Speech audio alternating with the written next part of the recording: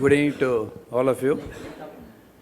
The chief guest of the day, Mr. Bagchi and Mr. Ramachandra Guha, eminent citizens of Coimbatore, members of the Ganga family and their families, and ladies and gentlemen. It gives me great pleasure to stand here today at the end of 25 years. Almost I think at the welcome address I did give 25 years ago when Field Marshal Manekshaw inaugurated our function. So it gives us a great sense of happiness and satisfaction to look back and think as to what we achieved and what the year that is going to be ahead of us. These 25 years we just don't consider as having done some surgeries, but we really consider as 25 years of where we have tried to rebuild the lives of a lot of individuals. And no better persons we could have than to have Subroto and Ramachandra Guha with us today. Anytime a medical institution passes a landmark like 25 years or celebrates its golden jubilee, mostly you will find either people in power or doyens of medical profession being here. But then it was a surprise to many when we gave the invitations. How come? They asked, how did you choose these two speakers? And I thought that is a question of what I should answer in the beginning today. 3 days ago, I was in Glasgow receiving an honorary award in the fellowship. Normally, it does contain reading a citation about you and what the institution has done. Mr. Webster, who was doing that, I was very surprised as to what he was speaking. He just made a very brief and a passing mention about our surgical skills, the technical innovations that we have done.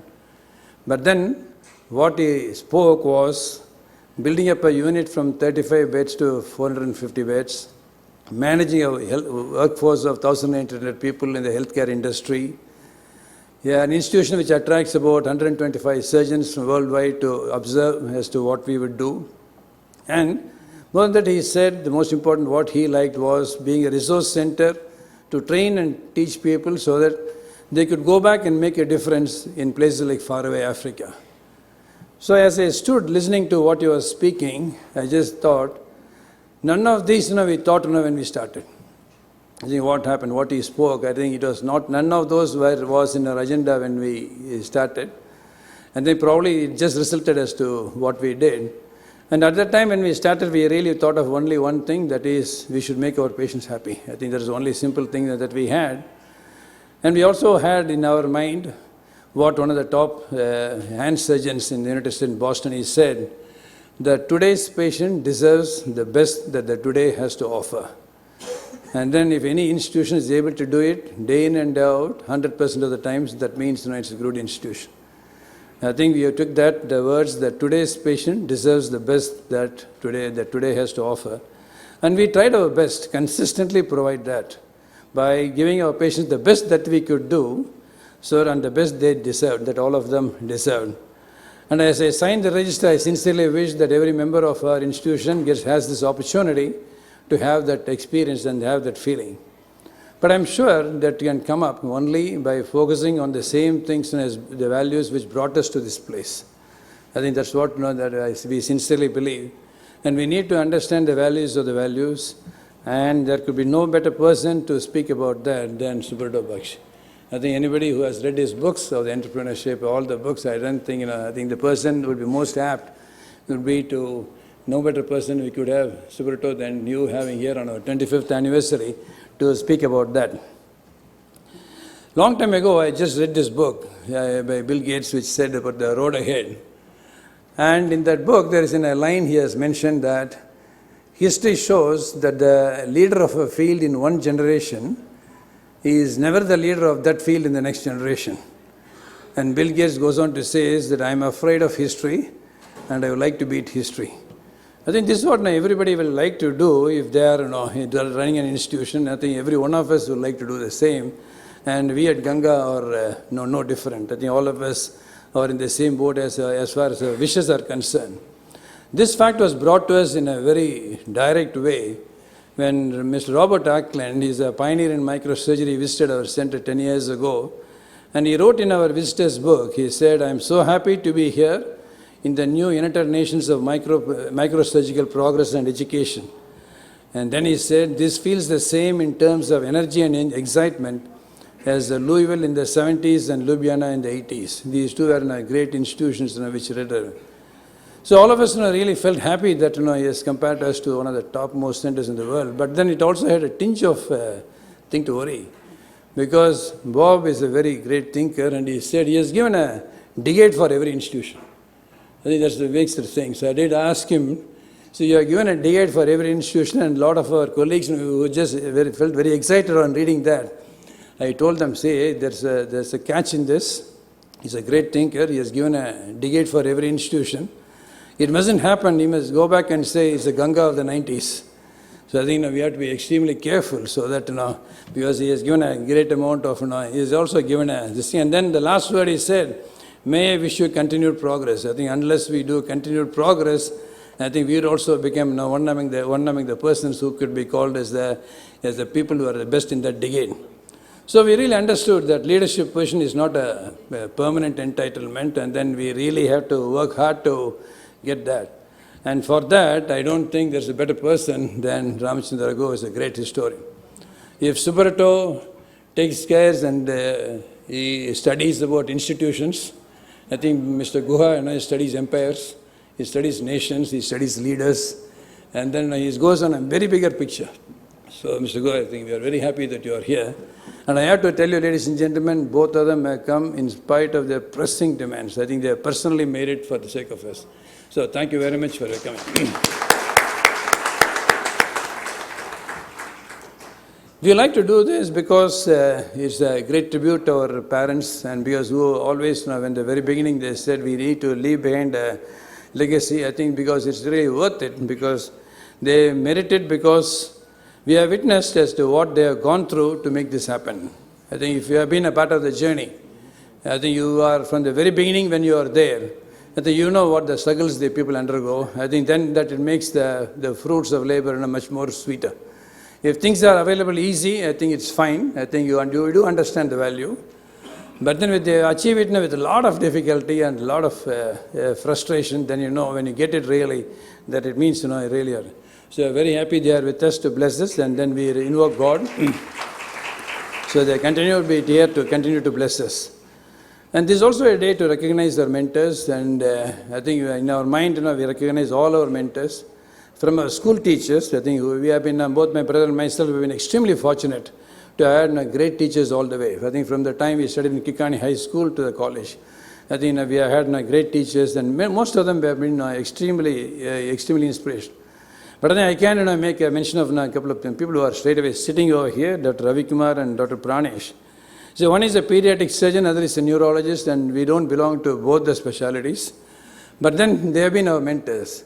Because ultimately you will find the care that you give, I think is what it depends upon the attitude that people have in you. I think we have found that we have worked in so many institutions. I think we have worked under so many people. And we have found that the patient care, the attitude towards patient care, I think these two people, I think that nobody else can beat. I think we are grateful to God that we had such mentors. We also have Dr. Daniel, who has been an academic director. I think he was really responsible for the starting of the academic program in orthopedics, I think in the very beginning. I think we really had a jump start because of his presence when he came back after retirement from Velo. It helped us to give us the jump start for starting of all our academic activities. See, all of us can have vision, all of us could have plans, I think all of us could have strategies, but then if you have to translate them into reality, that means you really need a team. And then we really did have a good team. We are now a force of 1,800. But I can't put all the 1,800, but I put a handful of them. But these are all people, when we started the team, they were all there. I think the office assistant who was there, who joined us the office, a single person in the office, I think he is the office manager now. The theatre boy who started as a theatre boy, he is now the theatre manager. The girl who assisted me 25 years ago, now she's the head of the theatre. So same thing in accounting department, in nursing department, in auditing department. I think in every department, people who really started, I think they have grown along with us, and they're all there. And then for the sake of brevity, I'm putting a few of the people who was there. I think I would say that these are the people who maintain the keepers of the organization's culture. And we also really miss some persons, who really left us. I think with God's this thing, who are not here today, and then we do remember them with a lot of love and affection. And we also welcome the family members of our staff. I don't really welcome our workers, but then I do welcome the members of their families, because it is because of their families they are able to give us so much of commitment. I think that's true. In the morning we had a meeting, and then Subroto was speaking to our consultants. He said, spouses can make or break the professional growth of a person. I think the spouses play a very great role. And then, we have had, if all the of our workers can give 100% of theirs here, I think it's because of the strong members of the family. We welcome our special invitees and guests, because most of them achieved a lot of things in Coimbatore. I think we have made Coimbatore proud, because as Coimbatorians, we share a very common vision for Coimbatore. And as how we share a vision, I could also say with one of my favorite idols of Tata's. Jamshedji Tata said that nation building is our business. So we in Coimbatore, in the chamber, we had it as a motto that branding Coimbatore is our business. So all of us have tried to do it in a small way, and some have succeeded, and all of us are trying. But in all our efforts, I think if we could listen to both of them who are here today, I'm sure we will do a much better job and make Coimbatore a greater city, and in that way we could build our nation. Thank you very much, and I wish you all a great evening. Thank you. Thank you, sir. That was really a warm welcome. It was enlightening to listen to how Ganga Hospital has grown on grounds of excellence, integrity, and hard work. We look forward to seeing the Ganga team beat history in the future. Just as knowledge removes ignorance, light dispels darkness. We salute the Supreme, who is the light in the lamp that brings prosperity and health in abundance. I invite the dignitaries on stage and Board of Directors, Mrs. Nirmala Rajasabhabati and Mrs. Rama Rajashekaran, to light the lamp.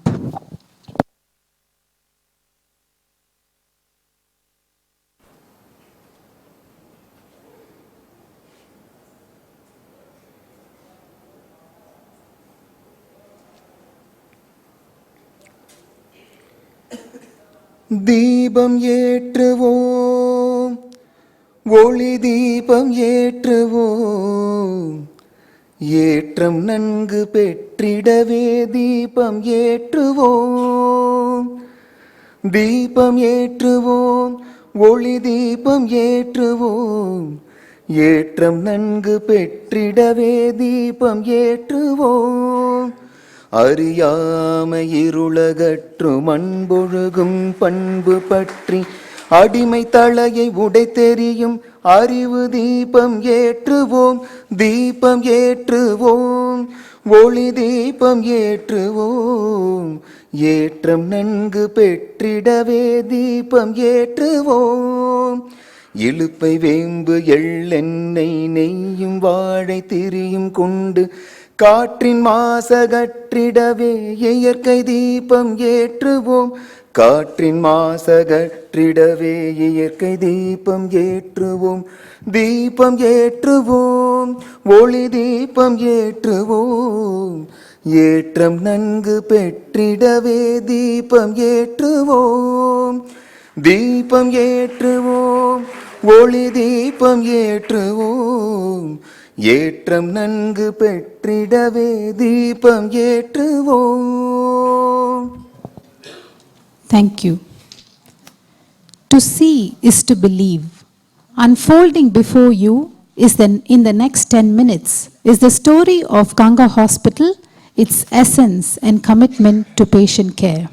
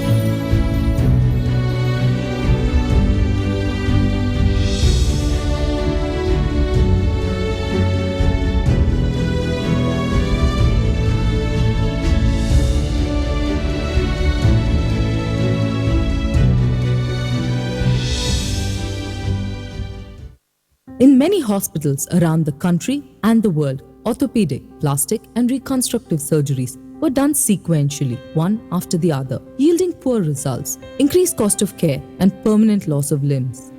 But in 1993, one hospital marshaled specialist medical teams to perform these surgeries together. One hospital where world-class skills in microsurgery and anesthesia extended the boundaries of patient care. One hospital where the convergence of these specialities resulted in the timely salvaging of limbs, speedy recovery, and reduced surgery costs. Ganga Specialty Hospital, Coimbatore, India. Today, with 480 beds, Ganga is the largest specialty center in orthopedic and reconstructive surgery in Asia, the largest hand and reconstructive microsurgery center in the country, the largest spinal center in India. Leaders in regional anesthesia, 25,000 surgeries annually, serving 150,000 outpatients every year, offering one of the best models in trauma care throughout the world. Ganga's astounding growth and success started with just 5 beds way back in 1972, progressing to 16 beds in 1978 and 35 beds in 1991. In 1997, we became 135, and currently we have got 480 beds. And having 480 beds and still remaining a specialty center, not being a general hospital, this makes us one of the topmost centers in the whole this part of the world. What perhaps defines Ganga Hospital's rapid yet graceful ascent is the affordability.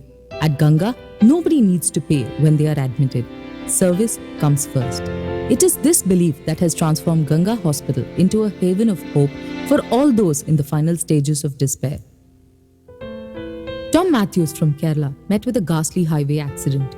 He lost all his tissues below the knee joints on both legs, suffered major facial fractures, and was on a ventilator for several days. After 4 months of treatment and 14 months of rehabilitation, Tom Matthews was back on his feet. He is now married and has a happy family. First, I sound tension. Almost 1.5 months sound confidence. I'm normally a sports person. Basketball first time the accident ഒട്ടും പ്രതീക്ഷിച്ചില്ല. അതായത് കാല് നഷ്ടപ്പെടുമെന്ന് തന്നെയാണ് വിചാരിച്ചത്.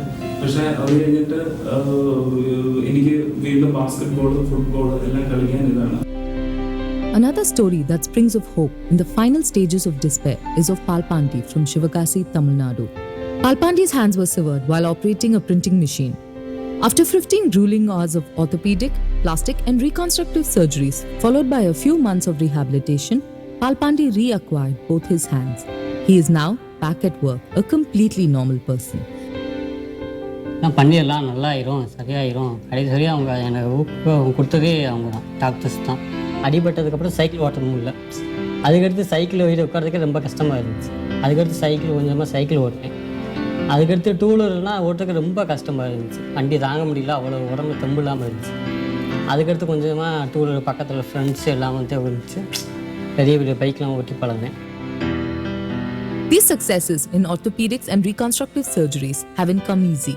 Passion, skills, and dedication, together with belief in values, that of doing good to the society around, has propelled Ganga into the upper echelons of trauma care. 80-year-old Dr. Janardhanan is another story of hope that springs from despair. Bound to a wheelchair for the latter part of his life due to a spinal cord deformity, Dr. Janardhanan couldn't see beyond 3 feet. I was having deformity of the spine. Over a period of years, degeneration of the bone maybe, and improper sitting posture, that might have aggravated the situation. I had a bit of an apprehension that I was approaching 80, and I said whether age will come in my way. After a challenging spinal surgery at Ganga and a few months of rehabilitation, Dr. Janardhanan today has discarded the wheels for the use of his feet. Ganga Hospital's history of touching and changing lives doesn't end here. Young Nivedita Singh was given up by many as someone who would remain bent all her life, until Ganga changed her destiny forever. Diagnosed with ankylosing spondylitis, where the bones in the spine are stuck to each other, the specialists at Ganga Hospital performed a rare corrective spinal surgery that had Nivedita Singh up and running in quick time. Our specialty of ortho and plastic is a good combination. But whenever there is an injury, it's injury to both bone and soft tissues. So this combination never existed anywhere, even now. So this produces extraordinarily very good results. Saraswati was in class 12 when she met with a terrible road accident just before her board exams. Her hands were mangled and mutilated. The specialists at Ganga reassembled her hand bit by bit, and after a year of rehabilitation, Saraswati went on to finish her board exams, following which she took up medical studies and is now a practicing doctor. Saraswati is a story of how Ganga kept her dreams alive in spite of losing the final year in school. Beautiful stories such as these have shaped Ganga Hospital to what it is today. And the difference is this: trust in academics with a number of postgraduate programs being offered. Taking pride in hosting over 1,400 surgeons from 60 countries rather than taking pride in hosting patients from all around the world. Moving from volumes to values, thereby saving lives. An array of prestigious awards.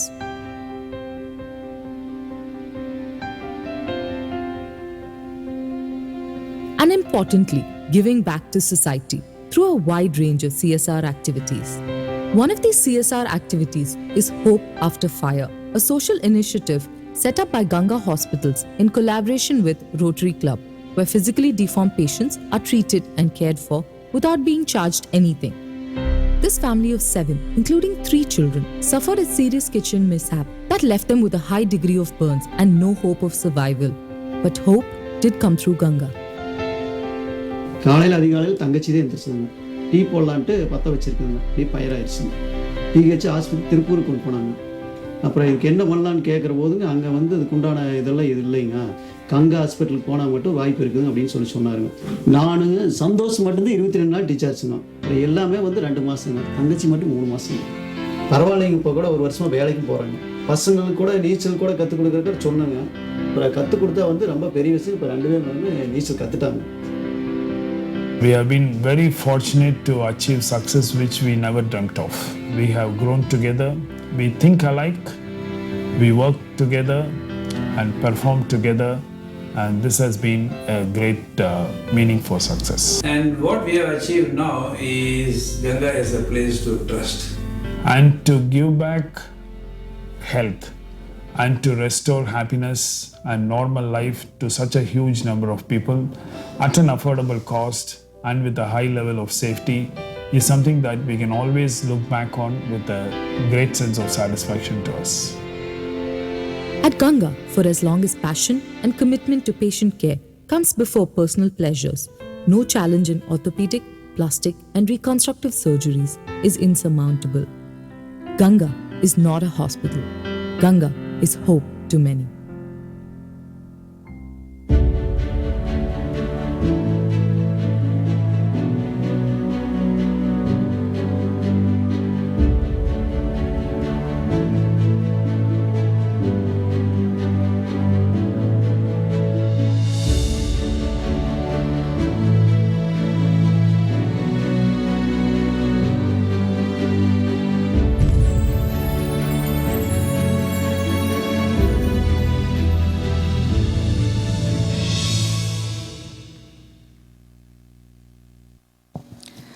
The Ganga story is truly inspirational.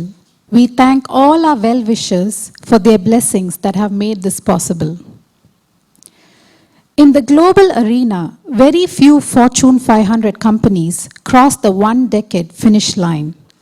Successfully completing 25 years of service and going beyond what healthcare demands is a no mean achievement. As Ganga Hospital marches ahead with vigor, it would be interesting to listen to Dr. Rajasekaran, Chairman of Orthopedics Ganga Hospital, to talk about their plans and their way forward. Chief guests of today's function, Mr. Guha and Mr. Bagchi, elite citizens of Coimbatore, our staff, families of our staff, our teachers, ladies and gentlemen. So you just saw the long journey of 25 years that we have had.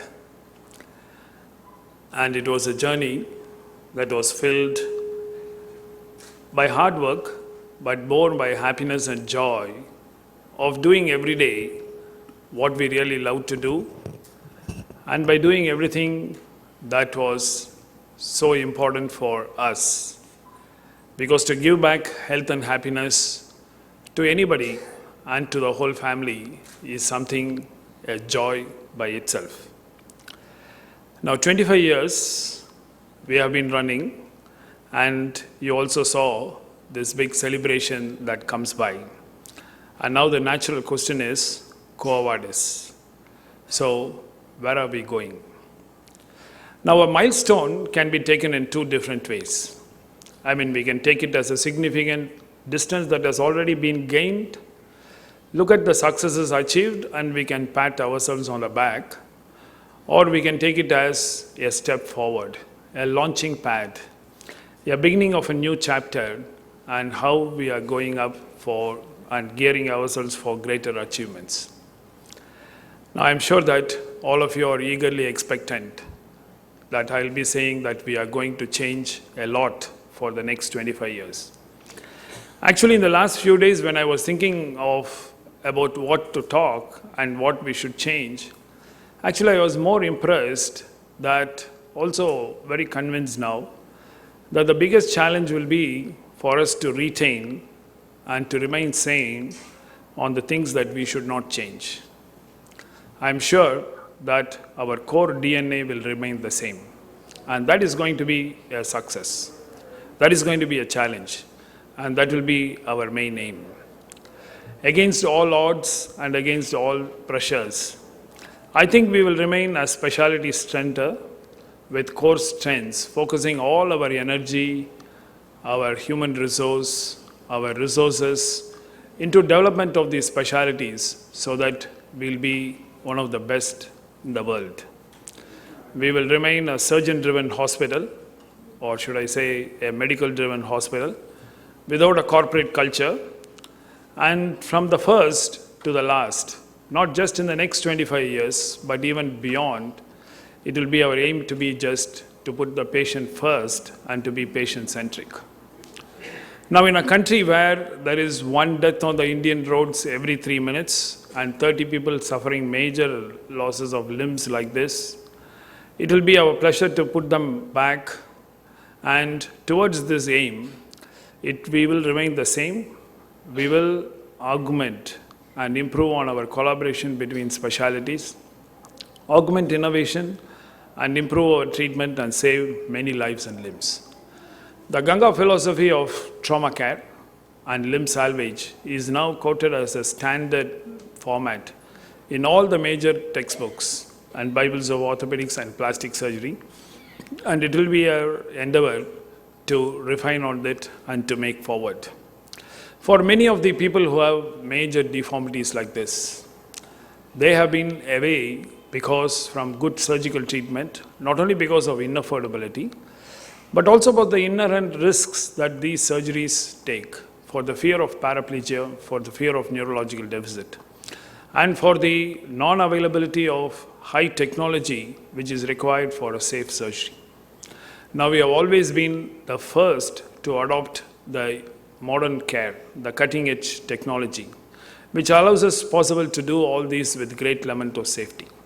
So in the next 25 years, we will remain the same, to be the first to adopt the cutting-edge technology and bring constant improvements for utmost safety for our patients.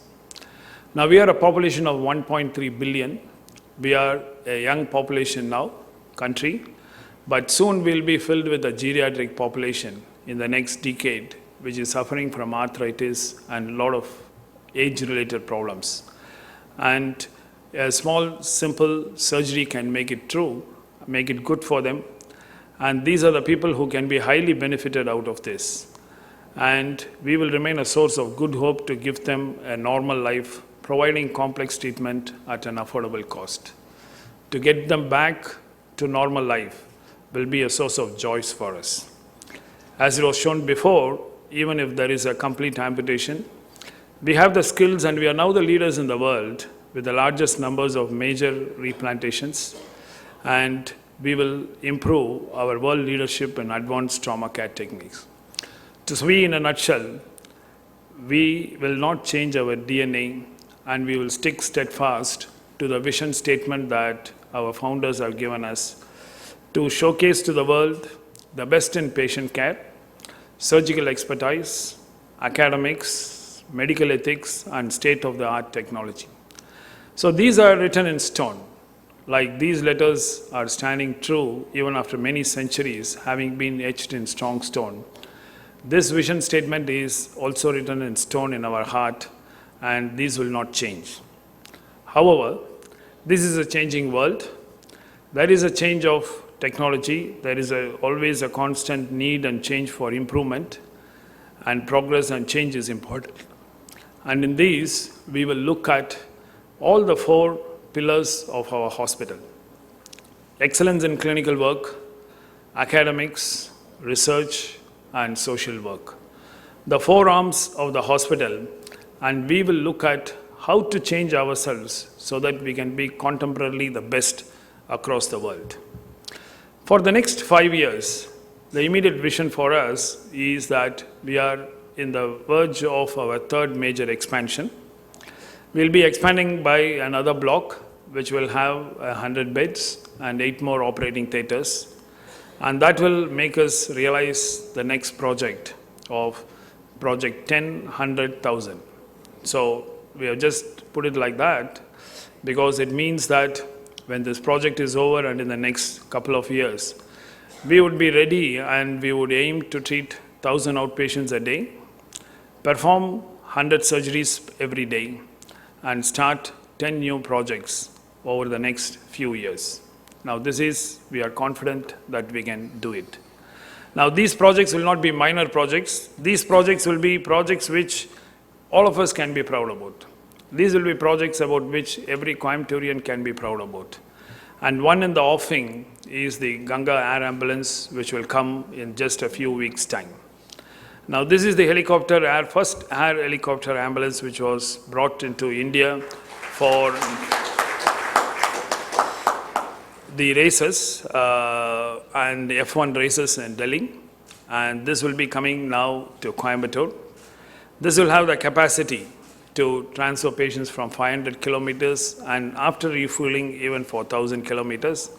And this will be not only available for trauma, but also for any medical emergencies. And we are happy to state that this is the first DGCA approved air ambulance by any hospital in the whole country. We also know that if we have to maintain a lead role, a premier prima donna place in the whole world, it is not by just doing your work excellently. Mr. Bagchi actually told us this morning, you cannot be good or you cannot be best by just doing your work excellently. You have to do something unique. You have to do something differently. And we have always been very convinced that what will give you a crown in this world is not to just provide knowledge, which is already there, but you have to create knowledge. And knowledge creation is something that is going to put you at top of the world.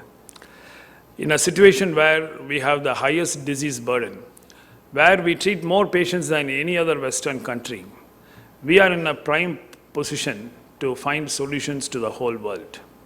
Right now, most of the solutions are coming from the Western world, and the whole world is following like a Pied Piper.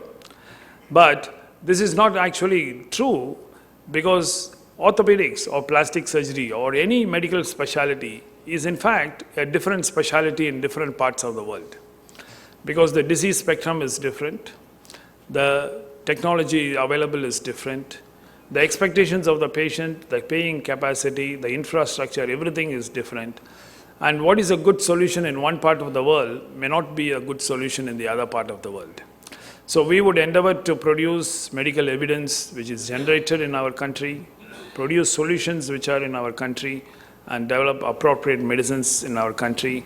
And then we would be in a position to innovate many things for appropriate healthcare. We have hugely contributed to the world literature with 562 publications in international journals, 89 chapters in international textbooks, and a textbook on surgical videos, and it will be our endeavor to add to the knowledge more. Not just in clinical research, but we would also play a lot of emphasis on fundamental science and molecular and proteomics biology research also. And 2 years before, we set up the Ganga Research Center, which already has produced many international award-winning work.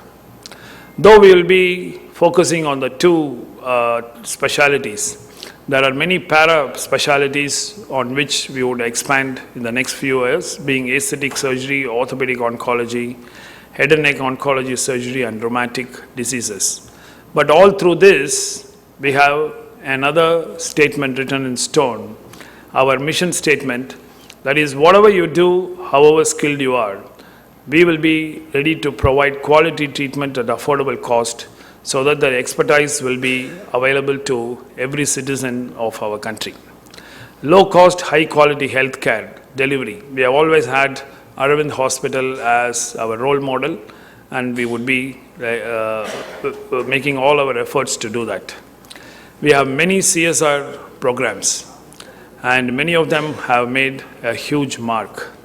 We would like to thank our numerous well-wishers and service organizations, many of the people who are here, who have made huge contributions to our service organizations, and also service organizations like the Rotary, who have done a great part and shouldered a lot of responsibility with us in this.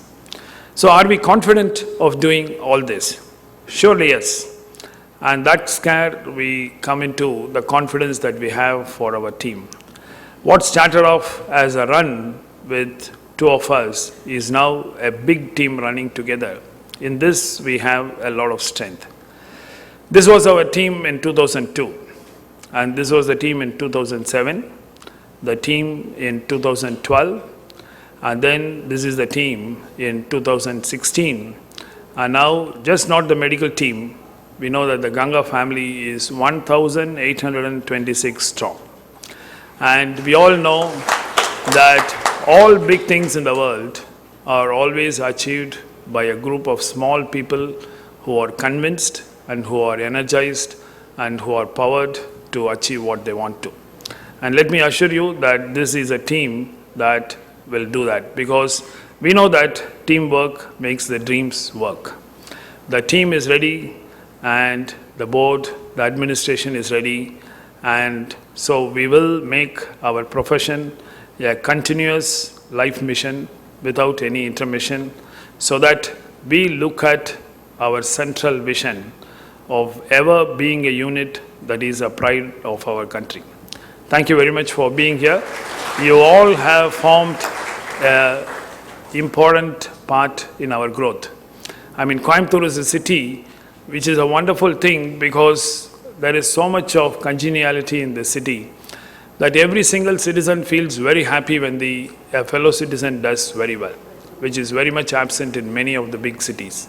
We have been fortunate to have all of you to cheer us on the way, and I should really particularly thank also our architect, Mr. Ramachandra, and also Mr. Ramurthy, who are here. I always tell them, though we can be the software, they gave us the hardware on which we are working on the platform. So thank you to one and all, and I'm hopeful that you will always be with us in our future part also. Thank you very much. Thank you, sir. If the foundation is strong, the building stands strong.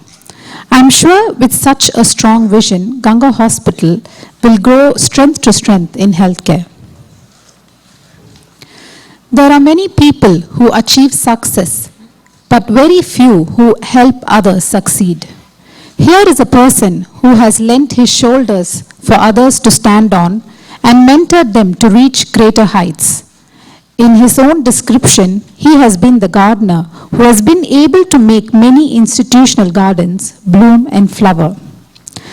It is no wonder that when the Odisha government looked out for someone to lead the ambitious projects under the Skill Development Authority of the state, Their natural choice was Mr. Subroto Bagchi.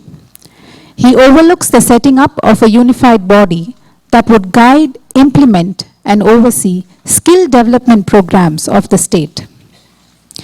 Mr. Subroto Bagchi is also one of India's best-selling business authors, with the cumulative sales of just his 3 books, The High Performance Entrepreneur, Go Kiss the World, and The Professional, at well over 150,000 copies.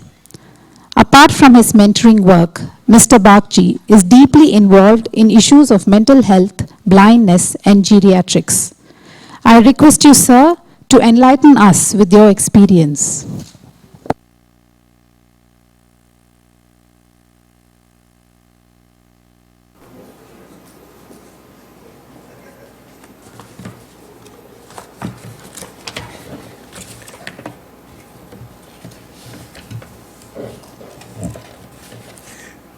Dr. Shanmuganathan, Mrs. Shanmuganathan, Dr. Raja Savapati, Dr. Rajashekaran,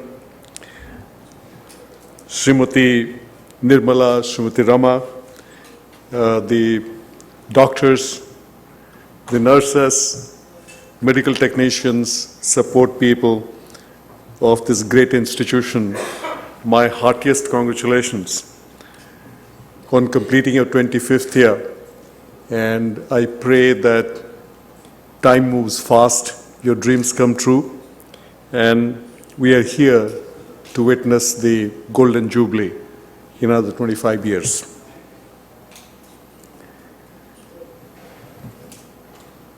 If I look at the mission statement and the vision statement of Ganga Hospital, they're very simple, but they're extremely unique. And to read only whose little part that was presented to you. The mission statement says to showcase to the world the best in patient care, surgical expertise, academics, medical ethics, and state-of-the-art technology to be a center which will be a pride for our country. That last sentence that says to be a center which will be a pride of the country does not say to be a hospital which will be a pride of the country. It says to be a center of pride for the country. 2 things very important in the statement, and I'm going to dwell on those 2 things largely, are about ethics and about institution building. Pride of your country, how do you become pride of your country? For that, my mind goes back many years when early days of Wipro, when I used to work for Wipro and I was the head of Wipro's global R&D division. I was having difficulty communicating the urgency to embrace a new way of working for the R&D engineers. It's not easy it's not easy for a chief executive to ask R&D engineers to embrace change. So they live in their own world. Doctors are difficult people, so are computer R&D engineers. Now, I turned to a great academician called Dr. K.R.S. Murthy, who was at that time the director of IIM Bangalore. And Dr. K.R.S. Murthy kindly agreed to come and talk to my R&D engineers. A Gandhian, a man of great simplicity, great academic. So as we huddled in a room, about 30, 40 of us, Dr. K.R.S. Murthy started his talk by posing a question. And these are R&D engineers, so the best of the best from their respective disciplines. So he said, tell me the names of the current and the last 4 Japanese prime ministers. And I throw the challenge at you as well. The chances are 0.1% or maybe less that you'll be able to tell who is the current Japanese chief minister, and chances are almost negative that you'll be able to tell who the last 3 Japanese chief ministers were, prime ministers were. So silence fell in the room, and Dr. K.R.S. Murthy said that was precisely the objective. I didn't expect you to know. But you know what? You ask a little boy on the street to tell you the names of 5 Japanese companies, a child will be able to say that. Even a child in the street will be able to say that. And that's the precise point I'm making to you. I meaning Dr. K.R.S. Murthy in this case. He said that Japan is Japan not because of its politics. Japan is Japan because the kind of companies, the kind of institutions that Japan has created. So a nation becomes great when you build great institutions. Politics or no politics. So it's a very important statement for people in Ganga Hospital. Are you doing reconstructive surgery? Are you doing trauma care? Yes, of course you are doing that.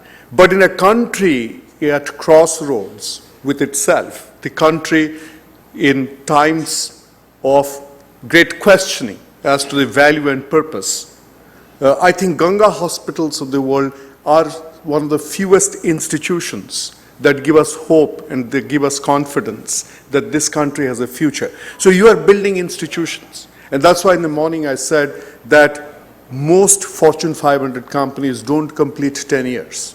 They vanish.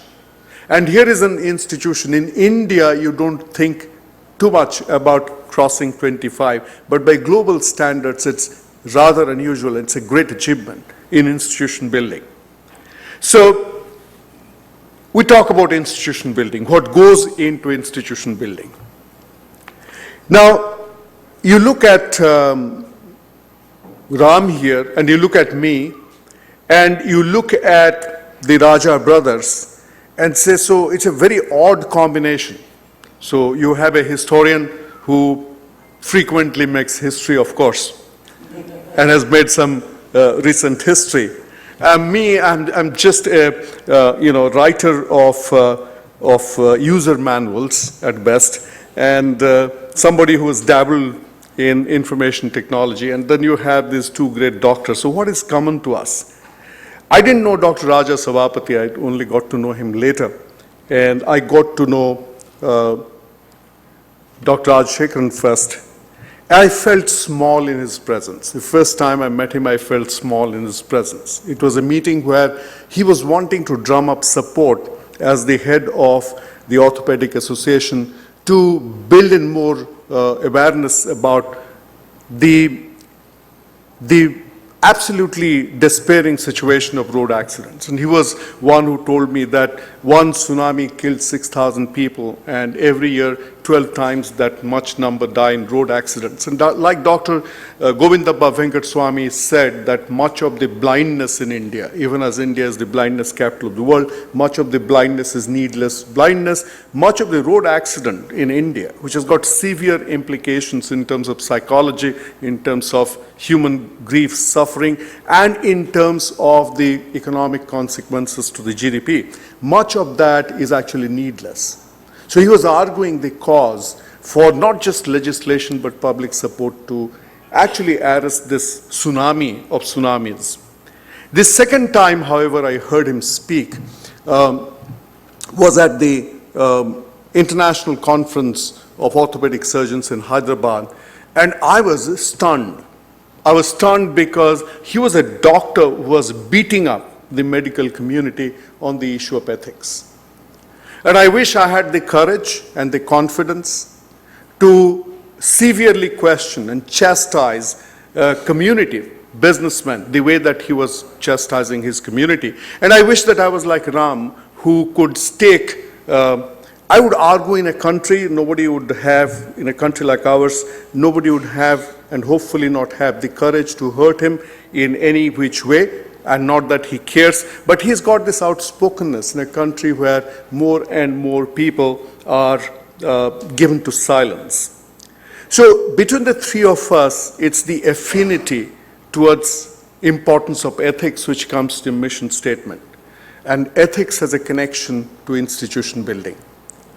What is common to us is our respect for integrity, because as you go forward to your Golden Jubilee celebration, your diamond and whatever is significantly higher than that, it is not just competence, but it is integrity that will take you to global admiration. But what is integrity? Where is that word coming from? All of us talk about integrity. Ethics is very difficult. It becomes very difficult, particularly if you look at the Indian from the days of mythology to the history to literature, understanding of ethics. I think if you could reduce that to integrity, it is easier to comprehend that, because it's easier to practice that. And what is the genesis of the word integrity? The word integrity comes from the word integer, okay? Same as the mathematical idea of a whole number. So integrity is about wholeness. When you lose integrity, you lose your wholeness. Something is broken in you. So when Ram Guha talks about conflict of interest, it's not just about cricket. It's about life. It's about a public life. It's about a business life. So when you lose integrity, you actually are led into conflict of interest. Conflict of interest is a child of non-understanding of the principle of integrity. And integrity goes back to brokenness. Something breaks inside. So how do we, as medical professionals, as technicians, as businessmen, as public servants, how do we understand integrity and how do we relate to integrity? Through my work and through my association and through my understanding of the subject, I would like to leave behind 5 simple ideas with which we can practice integrity and continue on the path of institution building which Ganga Hospital represents. First and foremost, we have to follow the rules where rules exist. If there's a law, you have to follow the law. Sometimes following the law of the land is uncomfortable, very uncomfortable. So you are dealing with an uncomfortable law, you still have to follow the law because you have sown your allegiance to the constitution of the country.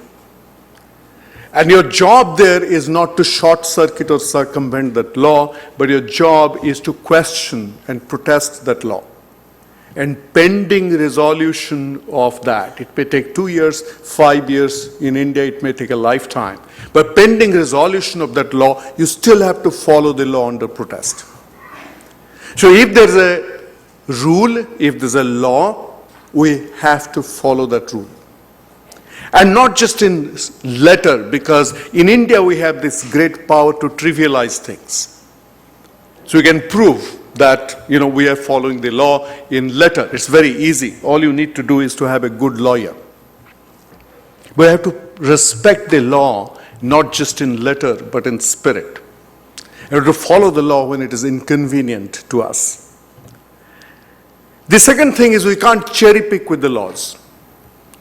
You choose the law, you choose to follow the law when it suits you.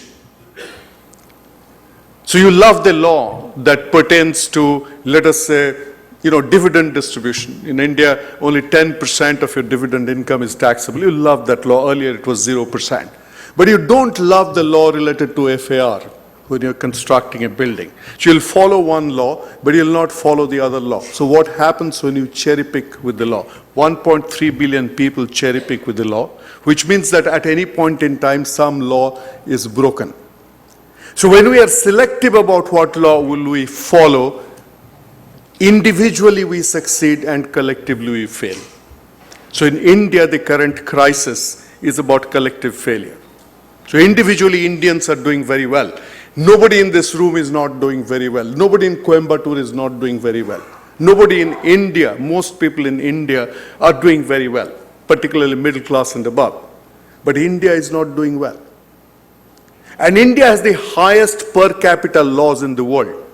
And despite what courts argue and cry, India has the highest number of regulators, India has got the highest number of courts, and India has the highest number of law enforcing agencies, multiple different kinds of agencies. Yet, we are not the most law-abiding country in the world. So that is because we cherry pick with the laws. So number one, we have to follow the rules where rules exist. But in life and living, for everything there cannot be a rule, there cannot be a law. So here comes the second principle, where laws do not exist or rules do not exist. Then we have to use fair judgment. Fair judgment. You don't even have to be educated to understand what is fairness and what is fair judgment. So many of you would have taken your kid to a park to play, and a 2-year-old kid is playing with a doll, and a 3-year-old kid comes and snatches the doll. And the 2-year-old kid starts crying. You would have seen this scene somewhere or the other. And the 3-year-old suddenly freezes and, baffled, hands the doll back to the 2-year-old kid. What it shows is that we are factory fitted with the idea of fairness. That's what makes us different from other life forms on the planet. We know what's fair. You are educated, you are uneducated, you follow the rules. When you break the rules, okay, when the lights are out and you're about to go to bed, all you have to do is you close your eyes and say, was I fair today? So sometimes you fight with your spouse. Okay? And you argue and you scream, and in that moment you even win, but deep inside you know that no, you're not fair. So what is fair and what is unfair, we very well know. We don't need law and lawmakers and a constitution and law enforcers.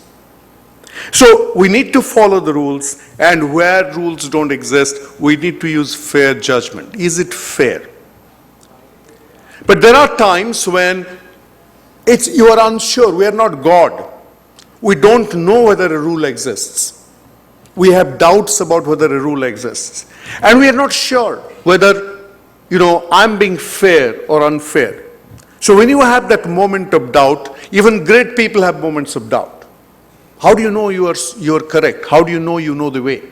Even somebody, a saint like Mother Teresa, had extended years of moments of doubt. So it's okay, it's normal to have moments of doubt. So when you suffer a moment of doubt, then you have to seek help. You don't shoot first and then take aim. So in a moment of doubt, I have to go to somebody. I have to seek counsel. Now there's a tricky thing about seeking counsel. First and foremost, when I'm in doubt, I have to go to somebody to seek counsel who doesn't have a vested interest in the outcome. So a thief goes to a fellow thief and seeks counsel. Okay? You are likely to get what is called affirmation. You get affirmative bias. So you have to go to somebody who has no vested interest. And this somebody doesn't have to be a great professional. It doesn't have to be somebody in the line of your work. So my favorite example is if you're about to rob a bank, all you have to do is to just call mother. She may be a half-literate woman, and call her, everybody's got mobile phone these days, and ask her, Ma, I'm going to rob a bank. Do you think it's a good idea? 99% of the time you'll get a mouthful. Okay, but mothers are always correct. You say that, Ma, I'm going to do a little bit of insider trading. I'm going to accept a bribe. I'm going to actually do a surgery which is not necessary. What do you think, Ma? Okay. So you go to somebody who doesn't have vested interest and not necessarily expertise, but you also go without seeking what is called affirmative bias. We love to take counsel. We go to people, but we are asking, what do you think I should do? But deep in our hearts, we are basically saying, tell me what I have premeditated as the course of action. Tell me, no, that's the way to do it. Go ahead and, the guy really doesn't require a kidney surgery. Sooner or later, he will require, so what the hell? Just remove his kidney. Okay. How does it matter? The world runs on one kidney anyway. I'm talking about kidney because very recently I had a urological procedure done, so it's continuously in my mind. So please pardon me for that. So don't look for affirmative bias. And certainly don't seek counsel after the act. So when in doubt, seek help, but seek help from somebody not having a vested interest, somebody from whom you're not seeking affirmative bias, and do it before the act and not after the act. So the fourth thing that we have to keep in mind is that there will be moments of conflict in institution building, in building a career, public life, private life, life in government service, whatever. The truth presents itself only when there's a conflict. Without a conflict, you will not know the truth, and you'll also not know your resilience and your true intent. So life presents itself in contradictions. And in moments of contradictions, moments of conflict, moments of difficulty, we'll basically have to make a choice. Life is continuously about making a choice. At that moment of conflict, life will basically show you two cards and tell you choose between the two. One is the card of what we call convenience, and the other is the card of what is right. So life is continuously about choosing the right over the convenient. Many times nobody is watching, so it's convenient. Many times the enforcer, the person coming for the audit, is only half interested or half ignorant. So it's convenient to just gloss over something. But you know deep inside of you it's not right. The patient will not know if you don't make full disclosure. So why, you know that there's a little bit of blotch in the process, little bit of blotch in the way things were handled. Why talk about it? Why raise a hornet's nest? Why hurt your reputation? So it's convenient to gloss over. But in that moment, you know what is right. So institutional building is continuously about choosing the right over the convenient. Every single day, every single procedure, every single prescription, every single transaction that you may have. Last but not the least, as leaders, our private act must stand public scrutiny without causing us shame, which is the big difficulty in India today. Lots of private acts are coming out in the open every day. And doctors will say, look, we are also human beings, If at the central government level, the level of graft goes into thousands of crores, what's wrong in me making this small little referral, and that fellow, I don't even take cash.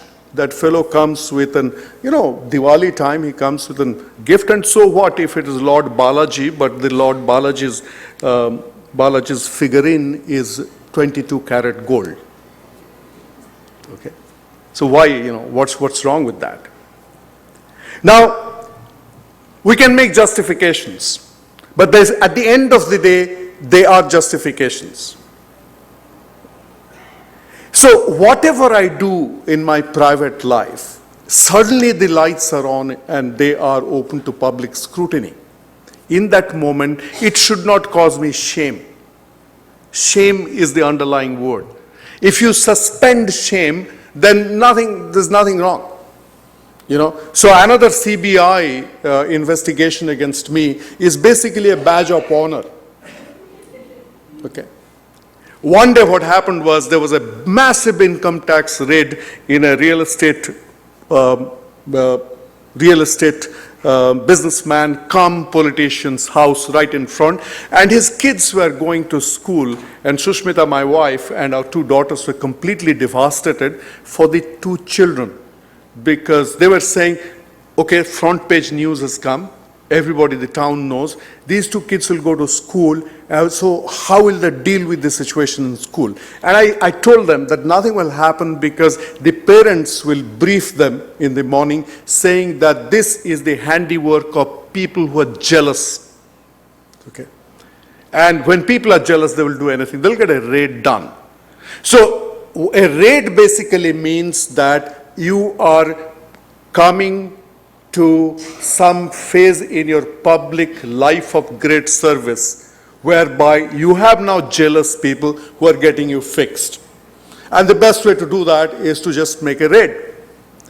So if in that moment the parents don't have a sense of shame and children are gullible, okay, in the dining table you explain that this is badge of honor.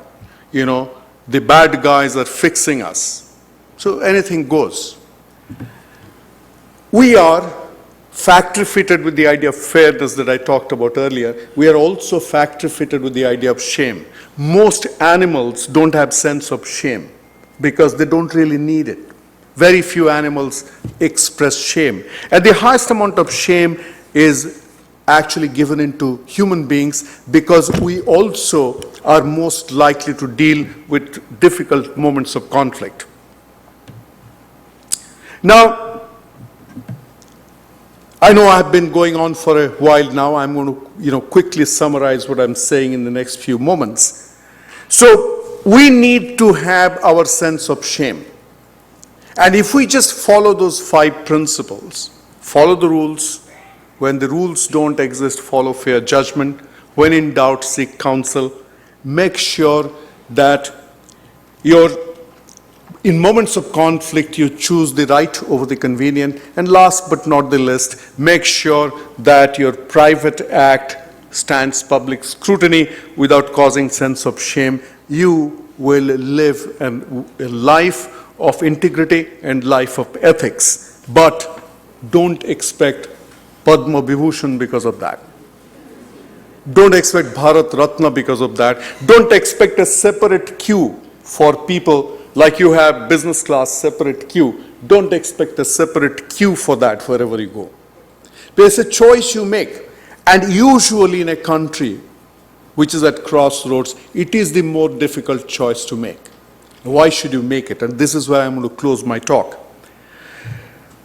I had great difficulty dealing with all the difficult issues that India is going through until a few years back, when I went to see this Michelangelo's painting in Sistine Chapel in Rome. It is the ultimate painting of Michelangelo. People stand in queue for 2 hours and 3 hours to see how a man has actually painted the ceiling of a minaret by lying many years, upside down. So when you paint a ceiling, basically there would be a scaffolding and the man would lie on his back and make intricate details, and has created one of the largest paintings in the world. But as I told you that thousands of people visit the Sistine Chapel every day, they come not to see God but to see Michelangelo's painting. And on the way, to make the wait easier, on both sides, those of you who have gone there, you'd remember, on both sides, there are, period paintings of great masters, so that you keep on enjoying the painting and you read what's written below the painting and you keep going. So there is a part where they have paintings depicting the cruelty that was meted out to people who practiced Christianity in Rome. And what was that cruelty? People's head was cut, unfortunately no reconstructive surgery there, and even in Ganga, you are limited to putting hands and legs together, but people's neck was cut, put on a platter, sometime held by the hair, and given to shrieking, shocked, anguished family. And then they would burn the house of that family that was seen practicing Christianity. Question is, for how long? For 300 years, Christianity was banned in Rome. If you did that, for 300 years you were persecuted. Now, however, Christianity remained intact in Rome because some people, despite all that, secretly practiced the norms of Christianity, the rituals of Christianity. So whether it's the palm ritual, or it is the Christmas, it is the Good Friday, they put their life at risk and secretly practiced it. It's a non-trivial thing for 2 reasons. One is, think of your own family. One generation you don't speak Tamil, or you don't write in Tamil in your house. You may speak Tamil in your house. You don't teach the children how to read Tamil and write Tamil, and that's the end of Tamil. For generations after that, nobody will read a Tamil book in your house. And fortunately, Tamil Nadu is not in that bad state as some other states are. So it takes one generation to stop something. And 300 years during those days would be times where the average life expectancy must have been 40 years. So you're really talking about almost 8 generations of believers who kept the belief, the faith, the practice intact, so that the same place where people's heads were cut off and houses were put on fire, that same place today is the global headquarters of Christianity. The day I saw that, I realized 2 things. I realized that here we are grieving, getting upset about India being a corrupt country, that corruption being pervasive. In one generation, we are grieving so much. We're underestimating what will it take to actually make India rid of some of the crisis of conscience that it has today. It will at least take 8 generations, maybe 5 generations, maybe 3 generations. But some believers must be there who will secretly practice it and keep it alive. And those believers are people like Ganga Hospital. Ladies and gentlemen, thank you very much and good luck, all the very best in the years to come. And I'm so honored that me and my wife Susmita are here with you today. Thank you.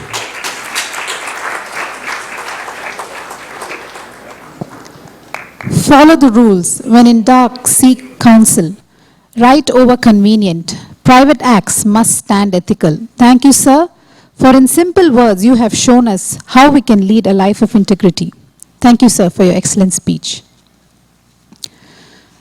Our other chief guest is one of the most versatile, well-known illuminaries of the country. Whenever you think of contemporary historians or of a prolific writer of international fame, the first name that comes to our mind is Mr. Ramachandra Guha. He is a great teacher, having taught at various universities abroad, including the University of California, Berkeley, Yale and Stanford University, and has served as Sundararaja Visiting Professor in Humanities at the Indian Institute of Science, Bangalore. His columns on environmental, social, political, and cricket history in The Telegraph, The Caravan, Outlook, and Hindustan Times have made him a household name of the elite. Above all, he is a man of high morals and ethics. His recent stand on the BCCI affairs has made all of us feel the current need of the hour for our country is more men like him. We are very fortunate to have this historian who chronicles important moments of history to facilitate us during our historical 25 years. I welcome Mr. Ramachandra Guha to deliver his speech.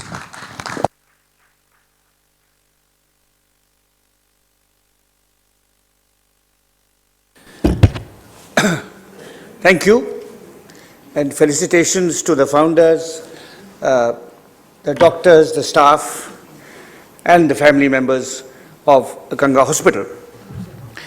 I'm going to start on a personal note. I'm a historian, so I'm going to begin at the beginning. When did I first hear of Ganga Hospital? And in what circumstances did I hear of Ganga Hospital? The day was the 10th of April 2012. Roughly 5 years ago. We have a home in Kunur, up the hill, and we were driving back to our hometown, Bangalore. And when I say we, there were 4 of us in the car. My wife was driving.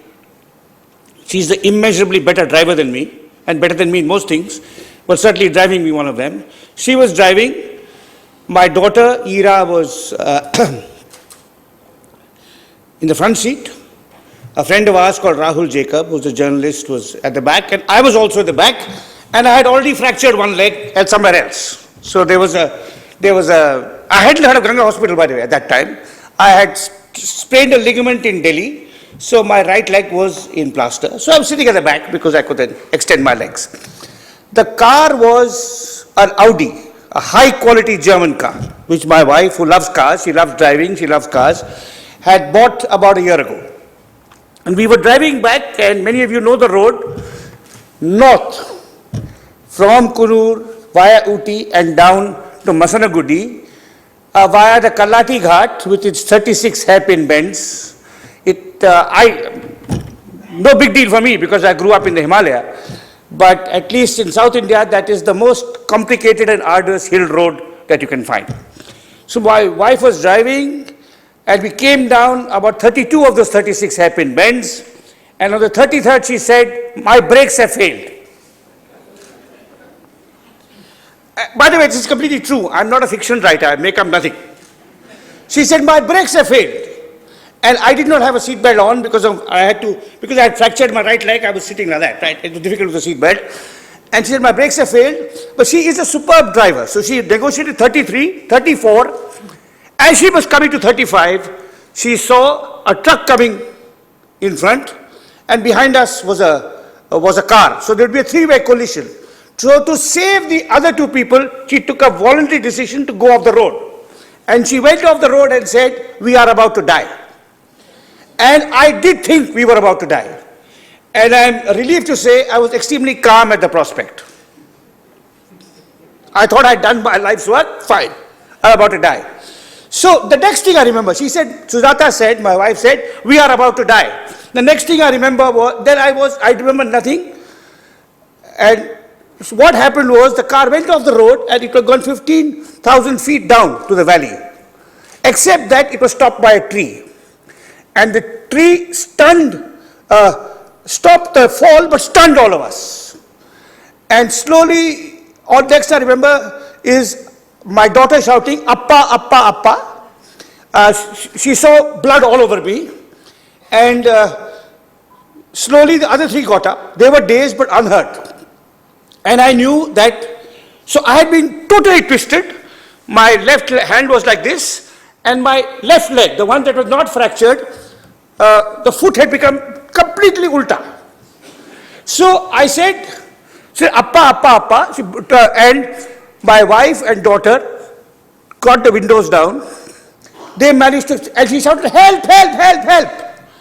And it so happened, quite extraordinary, a bus carrying college students from Mysore, going for a picnic in Ooty, it was Sunday luckily, saw us and stopped.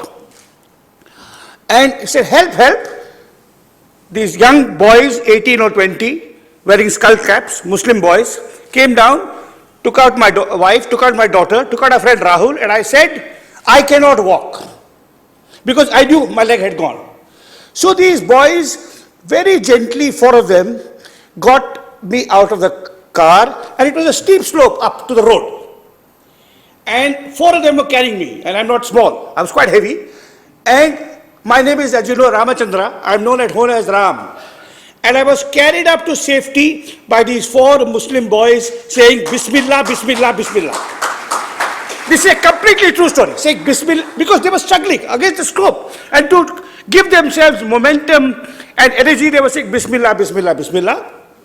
I was sat down on the road with my leg like that. It so happened that that was the only spot in the Kalati Ghat where you get cell phone signal. It's an extraordinary story. And my wife was able to call a friend in Kunur who gave an ambulance number. And down below the ghat, because it's a treacherous ghat where there are many accidents all the time, so happened that there was an ambulance driver who came up. And he was Joseph from Kerala. And I knew my leg had gone. That's all I knew. I was bleeding all over. My daughter was shattered. She had come from university in England. She was about 19. And she was obviously, my son was in America. I knew nothing about it. Nor did my parents in Bangalore. And these Muslim boys from Mysore calmed her down. The ambulance had only enough place for my wife and me. We were taken to the military hospital in Wellington. And a very nice doctor called Commander Roy, who took one look at me, did an X-ray and said, "This is beyond us, you have to go to Ganga Hospital." So that was my first encounter with Ganga Hospital, the 10th of April, 2010. So, I'm here, I don't know whether I'm here because I'm a historian who's published many books, or without wanting to get into a controversy every week. I am here because I am one of the tens of thousands of people who has been restored, rehabilitated, and whose family has been made happy again by the Ganga Hospital. Now,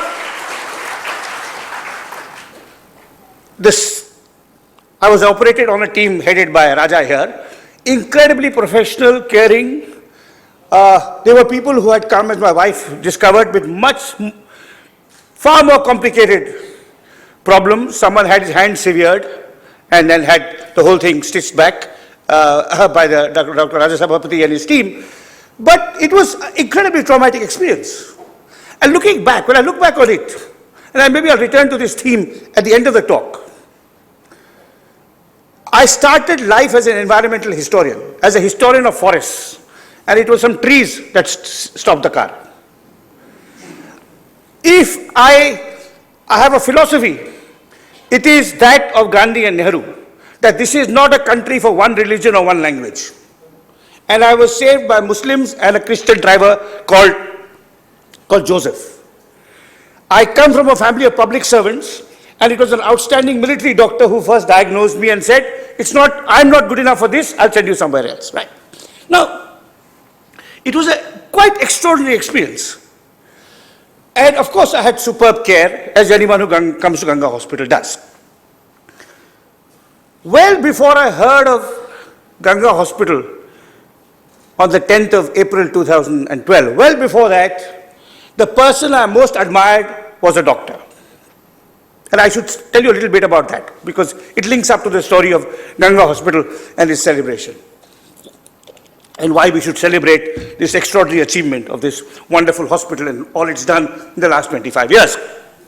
I am a writer. Now, writers are the most egotistic people in the world, with only one exception, artists. For writers, it is all about themselves. Me, me, me. My work, my books. Likewise for an artist. No writer has ever been praised enough in his life.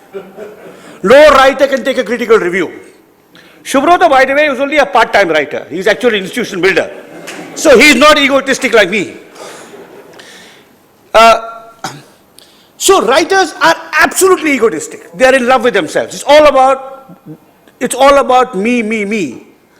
And because I recognize the selfishness, the self-absorption, and the sheer narcissism of writers, then I've come to admire teachers and doctors. I come from a family of teachers and also of doctors. My mother was a high school teacher. My father was a scientist who produced 40 PhDs. My sister is a doctor. My grandfather was a scientist and a teacher. My other grandfather was a doctor.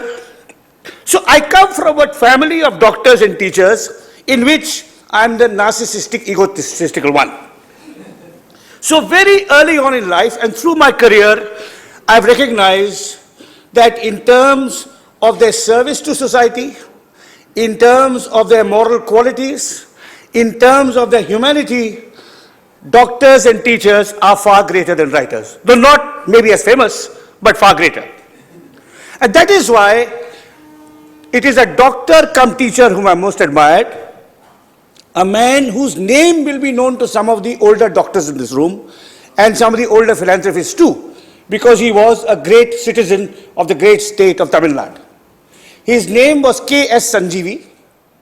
In the year he was a legendary teacher. He was a physician and a legendary teacher at the Madras Medical College. If you want to know a little bit about his qualities as a teacher, you should read the autobiography of the nephrologist M.K. Mani, called Yamaraj's elder brother, where Dr. Sanjeevi is spoken about. So he was in government service, but he was passed over for the job of Director of Health Services because he was of the wrong caste. Yet, he did something quite extraordinary. He retired and set up the voluntary health services in Chennai, the VHS, which still exists. It's in the institutional area behind IIT. What is that institutional area called? The name will come back to me. Taramani institutional area. It still provides good care to middle class and poor people. And he is my all-time hero, because I knew him a little bit. I was also distantly related to him. And he was my hero because he was a great doctor, a great teacher who sublimated his personal disappointment into social service by setting up the voluntary health service. So all my books are written with his autobiography in front of me. It's there on my table. It's called Reflections. It's a little book published by the Voluntary Health Service. I'm told the Tamil version is much better than the English version. He wrote it in Tamil, by the way. I'm not sure the Tamil version is still in print, but the English version certainly is. So, what I experienced at Ganga confirmed and consolidated what I already knew.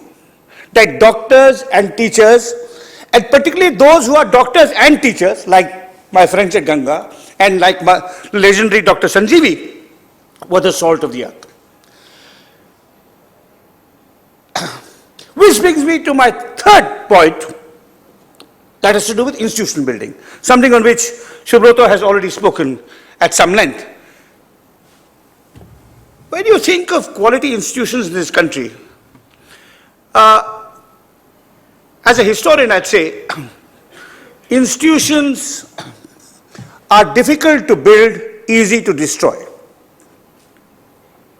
There are very few institutions that have maintained quality and integrity, the other value that Subroto talked about. There are very few institutions that have maintained quality and integrity for more than 30, 40, 50, 100 years.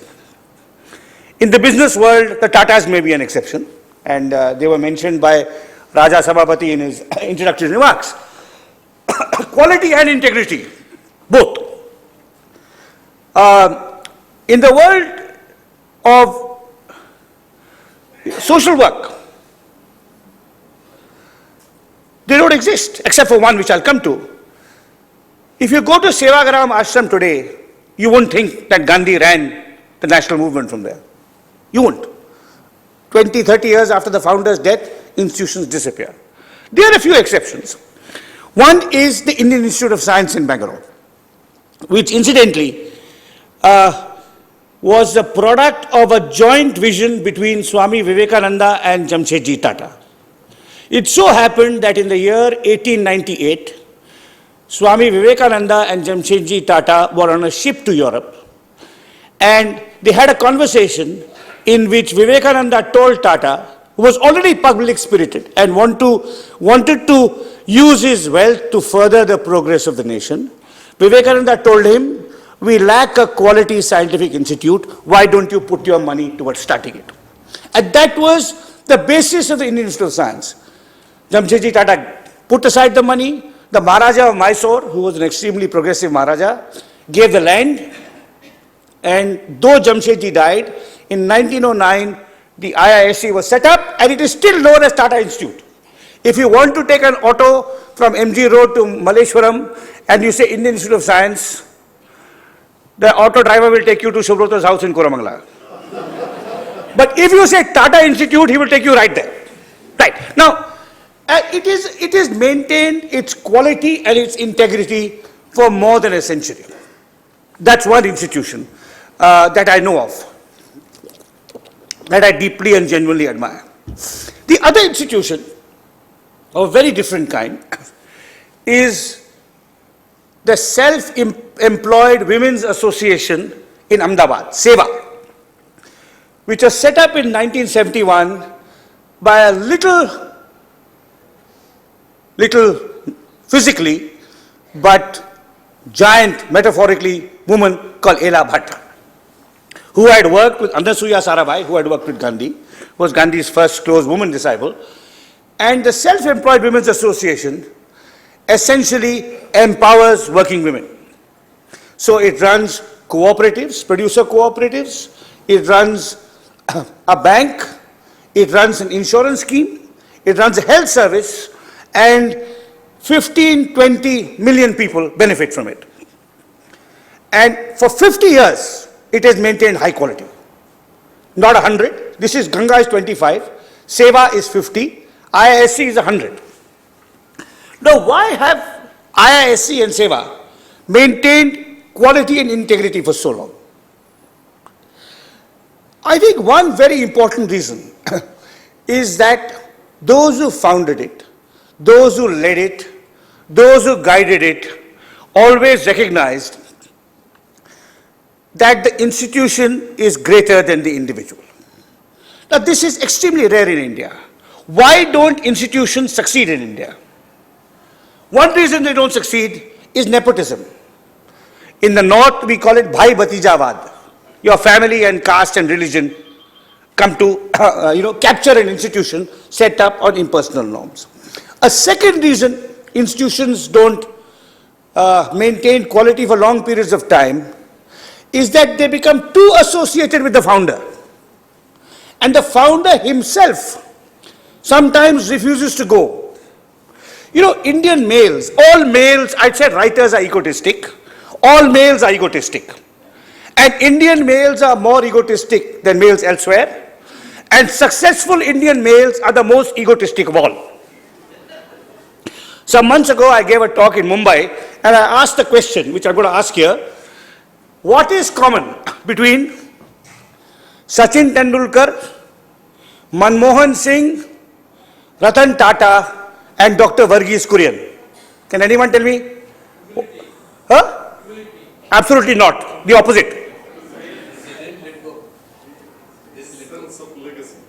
No, none of them knew when to retire.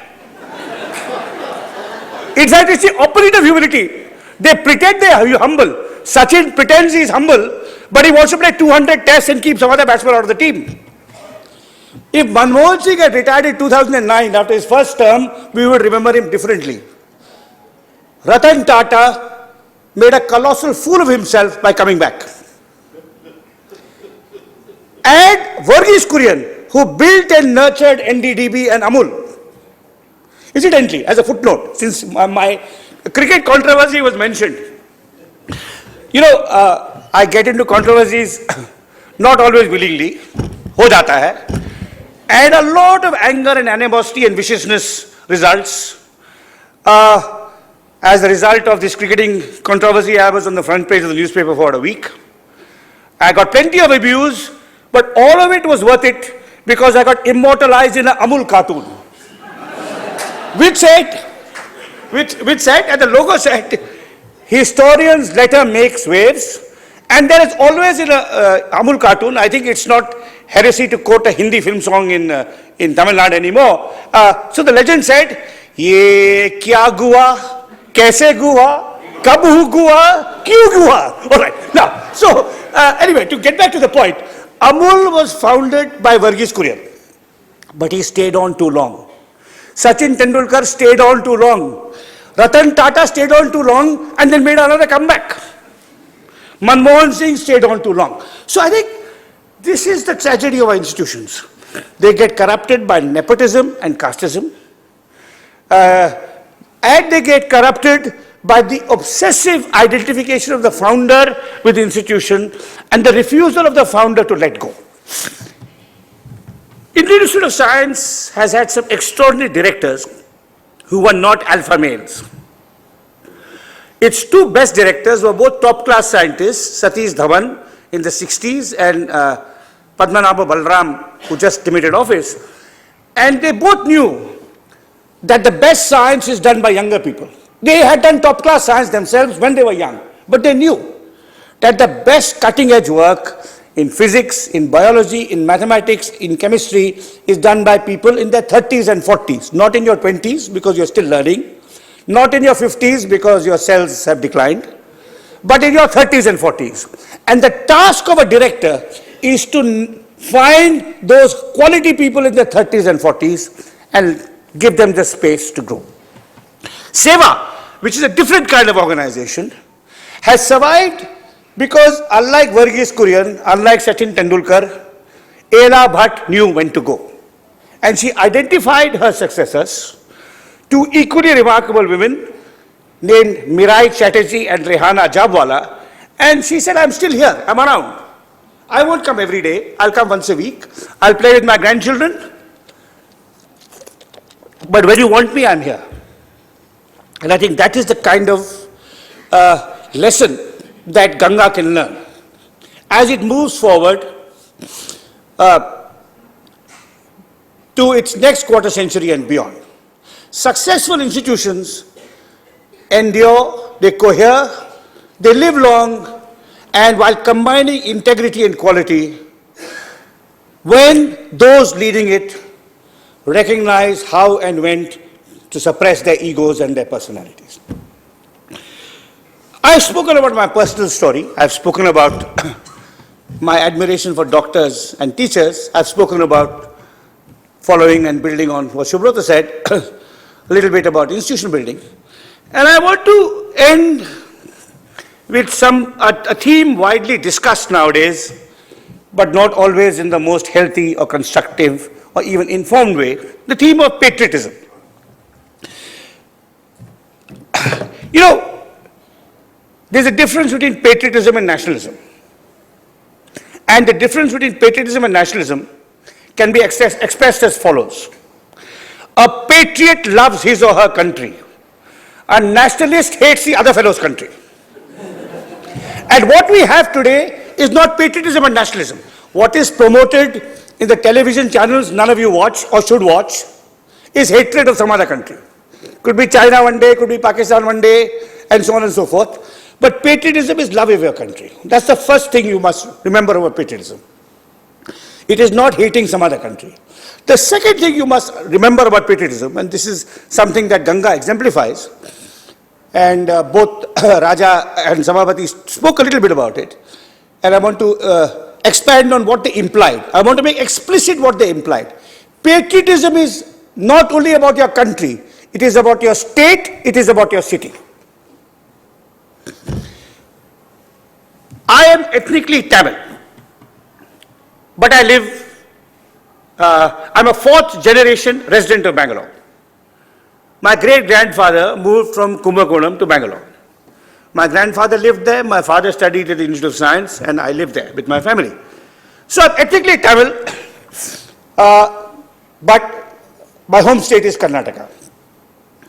When I was a young boy, and all I wanted to do was play cricket and read about cricket, I made a very informed choice at the age of 8. I decided to choose the Karnataka Ranji Trophy team over the Tamil Nadu Ranji Trophy team. And the reason for this was simple. In the test team of the time, 1966, there were 3 Kannadigas and no Tamils. And it was an informed and inspired choice because in the last 50 years, we have won the Ranji Trophy 8 times. And Tamil Nadu has not won the Ranji Trophy, I think, more than once. Now, I am a patriot of Karnataka in many respects. We produce better cricketers than you people. We produce better writers than you people. We have 9 Gyanpith awardees and you have only 1. But I'm also a historian and I recognize that in some respects we are grossly inferior to you Tamils. And one respect is your civic spirit and your sense of social reform. You know, we have not had in Karnataka, we've had, Basava was a long time ago. He is a medieval thinker. But there have been no 20th century Kannadigas like Periyar or Iyoti Das, not to speak of Anna and some of the other reformers. And we lack a civic spirit. One of the great advantages that Tamil Nadu has over Karnataka, one of the great advantages that Tamil Nadu has over all states in India with the possible exception of Maharashtra, is that you are a state with many great urban centers. Karnataka is too identified with Bangalore alone. Mysore, Dharwad, even Mangalore are puny. Telangana is all about Hyderabad. You have many great urban centers, each with their own traditions of entrepreneurship, innovation, education, and social reform. That's why your social indicators are much better than Karnataka's. You have not produced Infosys, maybe, but in terms of the everyday life of the citizen of Tamil Nadu, Kerala and Tamil Nadu score over everyone else. Because you have produced balanced development. You have Trichy, you have Madurai, you have Coimbatore, you have Salem, you have Erode, and you, of course, you have Chennai. Now, this is very important because patriotism is not only about loving your country. It's about loving and nurturing your state, and it's about loving and nurturing your city. And that's where it must start. It must start with your city. And that is what Ganga represents. It represents, before I tell you a little bit about what it represents, let me illustrate this question about why patriotism is not only about loving your country, it's about your state and your city, with the example of Subroto Bagchi and his wife Sushmita, who is a distinguished writer herself. They come from Orissa, but they made their name and their fame and their social status in Bangalore. And they could have gone on to more name and fame and celebrityhood. But they decided to go back to their home state. It is extraordinarily courageous and brave and principled and patriotic decision that they took. Now, very few people who do this, and I think that patriotism is what your state. Let me give you one example about patriotism in the state. This is relevant to Tamil Nadu. I was recently in Maharashtra, and I had been invited by the Maharashtra Foundation, which I hadn't heard of, but I went because a friend said they're an important organization, and I discovered that the Maharashtra Foundation is a foundation set up by Maharashtrian NRIs in America who made money and want to give back to their state. So every year, the Maharashtra Foundation, working with a progressive Marathi weekly called Sadhana, which has grassroots, the feel of the grassroots, every year, the Maharashtra Foundation of Sadhana have an annual award ceremony recognizing 6 great Maharashtrian achievers. One in social work, one in literature, one in art and theatre, because the Maharashtrians really love their theatre, 3 younger people, and 3 lifetime achievements. Now, this is real patriotism. Patriotism is not throwing a nuclear bomb on someone. Patriotism is not winning a cricket match, for God's sake. Patriotism is about nurturing institutions, rewarding achievement. That's why Subroto and Meeta have gone back to Orissa, because they feel they have to give back to the state from where which nurtured them, without which they would not have become the people they are. That's why the Maharashtra Foundation is giving back to the extraordinary achievers of Maharashtra. And to me, that is the message of Ganga Hospital. Ganga Hospital embodies civic patriotism, regional patriotism, and all India patriotism, and may it continue to do so for the next 25 or 50 years. Thank you.